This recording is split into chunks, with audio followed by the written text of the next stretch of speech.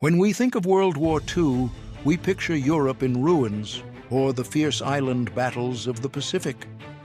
But what if I told you the war didn't just reach Asia or America, it came to Australia's doorstep? In 1942, Japanese bombs rained down on the city of Darwin in the Northern Territory, marking the largest attack ever mounted against Australia.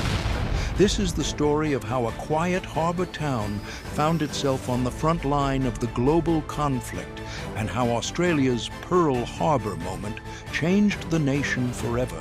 In the early 1940s, most Australians saw the war as something happening somewhere else. Darwin was a small tropical outpost, a few thousand residents, a naval base, and more crocodiles than cars. But Australia wasn't out of reach. The fall of Singapore in February 1942 changed everything. When Singapore fell to Japan, the world gasped. It was supposed to be an impenetrable fortress, and its defeat left Australia suddenly exposed. The Japanese were advancing southward through Southeast Asia, and Darwin was next in line.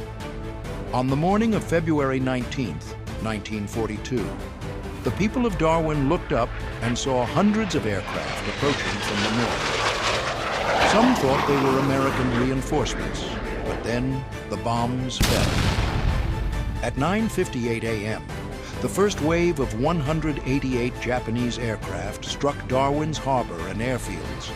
It was led by the same commander who had attacked Pearl Harbor, Mitsuo Fuchida. Explosions tore through ships and oil depots. The sky turned black with smoke. The harbor erupted as ships were hit. The USS Peary was sunk. The Neptuna exploded, and hundreds of people were killed instantly. Witnesses later said it was like the end of the world. The entire waterfront was engulfed in flames, and the noise was deafening. The attack on Darwin was the first time in history that Australia had been bombed by a foreign power. In total, 243 people were killed, 10 ships destroyed, and 30 aircraft lost. It was the largest single attack ever mounted against Australia, and it didn't stop there. Darwin was bombed 64 more times between 1942 and 1943. Other northern towns like Broome and Wyndham were hit too. To put it in perspective, the bombs dropped on Darwin that day were greater than the total used at Pearl Harbor. And yet, for decades, this story remained in the shadows, overshadowed by the bigger theaters of war. When the first bombs fell, the chaos was unimaginable. Civilians fled for cover as explosions rocked the ground. Some soldiers manned anti-aircraft guns bravely, others were caught completely off guard. Communication broke down. Rumors spread that Japanese troops were already landing on the beaches. Panic took over, and in the confusion, many civilians and even some soldiers fled south, a moment that came to be known as the Darwin Panic. But it wasn't cowardice, it was confusion. No one knew what was happening, and Australia had never faced anything like it before. The bombing of Darwin was a wake-up call for Australia. Prime Minister John Curtin made a bold move. He turned to the United States for protection, marking the start of a new alliance that still defines Australia's foreign policy today. Darwin became a fortress. Tens of thousands of Allied troops poured in. Airfields, radar stations, and coastal defenses sprang up overnight.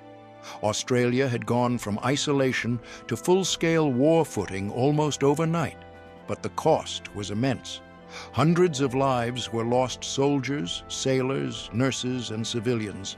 Entire communities were displaced, and the scars of that day lingered for generations.